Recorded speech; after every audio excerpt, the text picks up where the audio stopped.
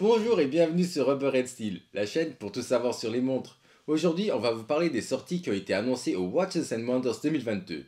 Et il y en a eu beaucoup, ce qui fait que malheureusement, comme pour les vidéos d'actualité horlogère que l'on sort chaque mois, il y a eu beaucoup trop de nouveautés pour pouvoir toutes les mettre dans une seule vidéo. On a donc dû faire des choix et on a décidé de vous parler de montres qui nous ont le plus marqué, que ce soit en positif comme en négatif.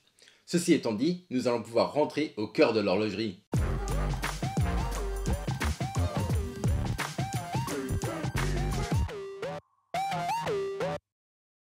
Comme pour les actualités horlogères, s'il y a une sortie de laquelle on n'a pas parlé dans cette vidéo qui vous a particulièrement surprise ou que vous trouvez intéressante, comme par exemple ces nouvelles Breitling qui sont splendides, n'hésitez pas à nous le faire savoir dans les commentaires, puisqu'il se peut aussi qu'on ait raté l'une ou l'autre, vu le nombre d'annonces qu'il y a eu cette année. D'ailleurs, restez bien jusqu'à la fin parce que je pense que les annonces vont être très intéressantes, et cela jusqu'à la dernière, qui parlera de la marque à la couronne. D'ailleurs, je le demande assez rarement, mais n'hésitez pas à liker, commenter et partager la vidéo. Abonnez-vous si ce n'est pas encore fait, c'est gratuit et ça soutient énormément la chaîne. Commençons donc directement par la première marque qui a annoncé des montres particulièrement intéressantes et on va pouvoir commencer par une marque que j'apprécie énormément et qui, malgré le fait qu'elle fait partie de la Holy Trinity, est un peu boudée par les collectionneurs. Et je parle bien évidemment, vous l'aurez compris, de la marque Vacheron Constantin.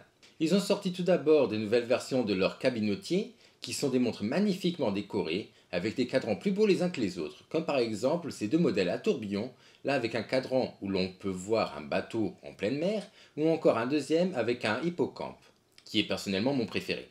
Sinon, il y a encore un modèle sans tourbillon avec un cadran où l'on peut observer une tortue de mer, qui est aussi très beau. Bien sûr, il faut aimer les montres classiques pour apprécier ce type de montre. Bien entendu, ce qui intéresse le plus les gens quand on parle de Vacheron Constantin, ce sont ces nouveaux modèles d'Overseas. L'Overseas, pour ceux qui ne connaissent pas la marque, c'est un peu comme la Royal Oak de chez Audemars Piguet ou encore la Nautilus de chez Patek Philippe. C'est la montre sporty chic qui est la plus appréciée par les amateurs de montres. Elle a connu plusieurs nouveautés dans ses versions tourbillon squelette en titane grade 5 et en or rose, et ce magnifique quantième perpétuel ultra fin en or rose lui aussi, avec ses 8,1 mm d'épaisseur seulement. La dernière nouveauté de la marque dont on va parler, c'est le retour de son modèle mythique, la 222, que je trouve être leur plus belle sortie de cette année personnellement, puisqu'elle a gardé tous ses traits de caractère et qu'elle est arrivée à un moment où les Aventis refont un malheur fou, avec des modèles comme la Tissot PRX par exemple. Du côté de chez Tag Heuer, il y a aussi eu du nouveau, et pour une fois je peux dire que j'apprécie vraiment beaucoup un modèle qu'ils ont présenté, puisqu'il est différent de tout ce qu'on a pu observer jusqu'à maintenant dans le monde de l'horlogerie. Le modèle en question, le voici, c'est la Tag Heuer Carrera Plasma, dont le cadran est fait de diamants qui ont été créés en laboratoire afin d'avoir cette texture et cette surface qui est faite d'une seule pièce de diamant. Après, on va avoir le boîtier de cette montre qui est comme rempli de diamants, ce qui est à mon sens la première fois que l'on observe ceci sur une montre. Déjà que nous sommes dans les montres uniques, on peut parler de la maison horlogère H. Moser C, qui ces derniers temps sort beaucoup de nouveautés que vous pouvez retrouver dans les vidéos des actualités horlogères. Lien dans la description. La nouveauté qu'il ne fallait pas rater de la marque, à côté de son splendide modèle squelette que la marque a également présenté lors des Watches and Wonders de cette année, c'est leur montre qui est entièrement faite avec le noir le plus profond qui existe. Tout ce que l'on peut voir sur ce modèle, quand il est devant une surface noire, c'est ses aiguilles et pour moi, c'est vraiment bluffant d'avoir réussi à faire toute une montre avec ce Venta Black. Passons maintenant du côté de chez Tudor, qui pour moi est la marque qui a à nouveau bien fait parler d'elle. Et en bien, pas comme sa grande sœur, nommée Rolex, qui continue de décevoir beaucoup de gens. Mais bon, on y reviendra après avoir parlé de ce que Tudor a annoncé de son côté. Tudor a en effet annoncé la sortie d'un tout nouveau modèle qui se nomme la Tudor Black Bay Pro. Et je dois tirer mon chapeau pour ce modèle parce que tout est bien sur celle-ci. Design qui reprend celui de la Rolex Explorer 2, ses 39 mm de diamètre qui en font une montre facile à porter, et fonction GMT. Petite touche de couleur sur le texte à 6 heures et sur l'aiguille GMT. Elle a une date à 3 heures et possède le nouveau fermoir qui permet de facilement et sans outil d'augmenter la taille du bracelet ou de le diminuer. Accompagnez ceci avec son nouveau mouvement maison qui était déjà présent sur la Black Bay GMT, et voilà, le tour est joué. Tout cela pour la maudite somme de 3660 €, ce qui est vraiment raisonnable.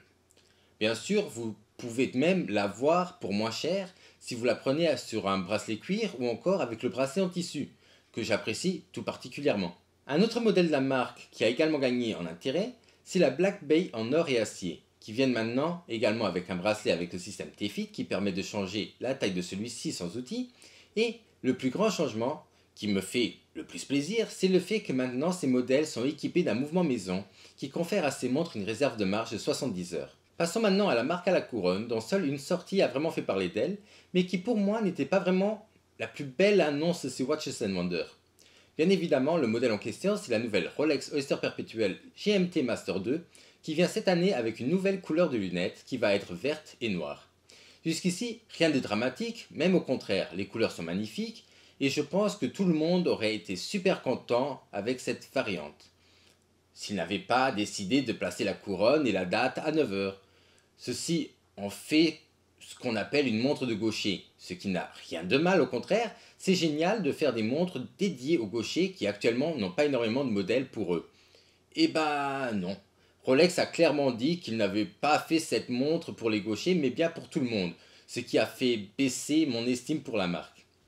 Ensuite, faut quand même se dire que c'est juste une question d'habitude et que ce n'est pas si grave d'avoir cette couronne de l'autre côté.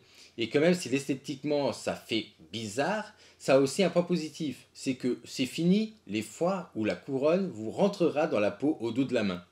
Les vraies bonnes nouvelles de la marque pour moi se cachaient à d'autres endroits, comme les beaux cadrans verts qui vont pouvoir être trouvés chez les Datejust. L'un plus simple et l'autre avec le nouveau motif que la marque a introduit l'année dernière sur ses modèles de Datejust 36 mm de diamètre. Sinon, pour finir, la montre qui m'a le plus plu de toutes les annonces Rolex, c'est le nouveau cadran qui peut être retrouvé sur la Yachtmaster qui s'appelle Œil de Faucon, que je trouve tout particulièrement splendide.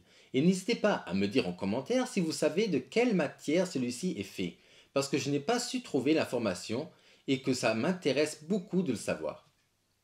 Voici qui conclut la vidéo. Si elle vous a plu, n'hésitez pas à liker, commenter et partager. Abonnez-vous si ce n'est pas encore fait. Et moi, je vous dis à la semaine prochaine pour une nouvelle vidéo. Au revoir.